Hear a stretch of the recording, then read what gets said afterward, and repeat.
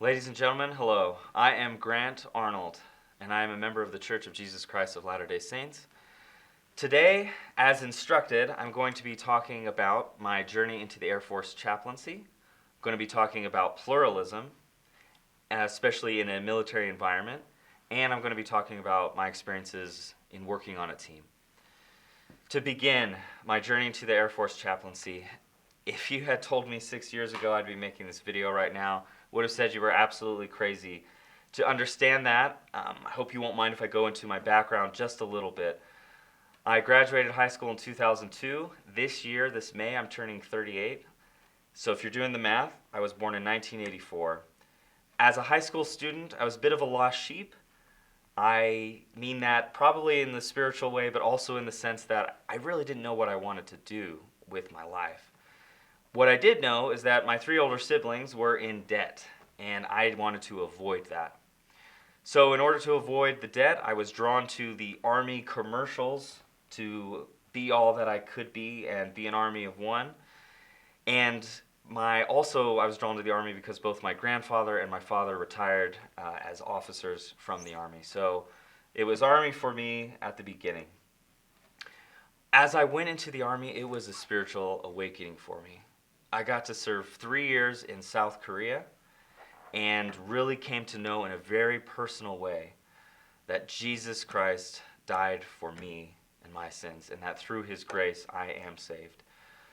And because of that spiritual awakening, I decided after my 4-year enlistment, I want to go serve. So I decided to serve as a missionary for my church. I served 2 years as a missionary in South Korea. So it ended up being 5 years total. And I had a great time. On a side note, if you ever need a volunteer to go to Korea, for me and my family, we will happily volunteer. And that goes for any OCONUS assignment. We are adventurous and we love overseas.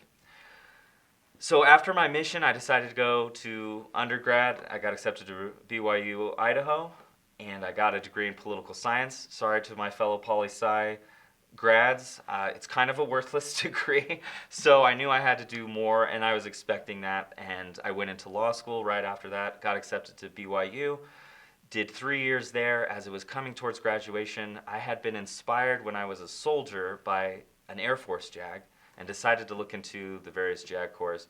I applied to the Army, and surprisingly, I applied to the Navy as well. The Army said yes, and then just not too long after they had said yes, maybe a month or two, the Navy calls me up out of the blue, and they said yes as well. And initially I was like, well, I'm just going to go with the Army because that's what I know, but the Lord put it in my heart to look actually into the Navy and to research that, and I did, and I came to find out that it would be actually a better fit for me because the Navy allowed me to specialize in criminal law, which is what I thought I wanted to do. And they had what was called the First Tour Judge Advocate program, so you get to tour through all the areas of law that you can serve or work at as a JAG. Our first assignment in the Navy JAG Corps was in Yokosuka, Japan. Again, we're loving the foreign assignments here. I had a great time in Japan, but as I was rotating through all the 4 areas of law, both prosecution, command services, legal assistance, and then finally as a defense attorney, as I'm rotating through these assignments, I'm realizing that my passion is not in or for the law. That was a really hard experience for me because I had put a lot of time and energy to realizing this dream. But I knew and trusted that God could help me, so I prayed to God and I said, God, change my heart and make me love what I have in front of me. Make me love being an attorney. One day, as I was in my last rotation as a defense attorney, my supervisor pulled me in and he said, Grant, what are you doing here? I am serving and working and getting money to provide for my family. People get a job, that's what they do, right? Grant, I love what I do. He had passion, and I lacked that. And on that day afterwards, I changed my prayer, and I said, God, what would you have me do? And that was a hard prayer to have, and it was hard to admit that maybe the passion or to change my heart prayer, maybe that wasn't God's will to answer that. As I prayed to know what God would have me do, I came into contact with a lot of chaplains. There were 3 chaplains serving in my military ward at the time, plus there were other wonderful chaplains that I had met along that journey, and God put it in my heart to start researching the path of the chaplaincy. And I did. And I had to count the cost, and it was a hard cost to count because it means I was giving up a very promising career. Even though I didn't necessarily have the same passion other attorneys had for the law, I was a good attorney. Never lost an ad sep board, and any contested court-martial, we never lost. Sorry about that. Hopefully that's not boasting. But as I counted the cost and I prayed about going into the chaplaincy, I felt a very powerful call to let go of the law and to pursue this path. But for that experience, I wouldn't be making this video right now. So I got out of the military and was lucky enough to come back to BYU for their master's program. I graduated 1 semester early than my cohort, which leads me to why the Air Force, because I wasn't expecting that. I was expecting maybe I'll just go back into the Navy, but they don't let you start becoming a chaplain unless you have 2 years postgraduate experience. But I'm 37 and I've got 5 kids, and I don't have that kind of time to wait like a younger person might have. So the Navy was out, and I figured, okay, I'll just go back to the Army. That's what I know.